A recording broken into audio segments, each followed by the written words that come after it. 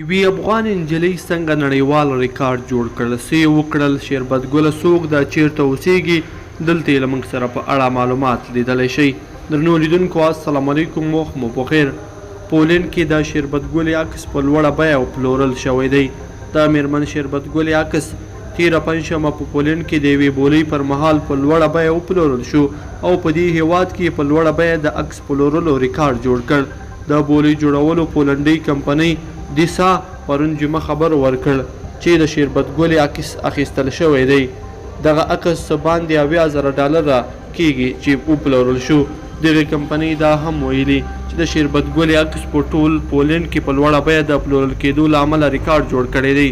د شربت ګلې مشهور عکس شاوخوا 25 کاله وړاندې د کډوالۍ پر مهال په پیښور ښار کې د امریکایي عکاس ټیپ مک کاري له لورې اخیستل شوی او د نیشنل جیوګرافیک مجلې په پښتنۍ یې 1995 کال کې خپور کړی دی.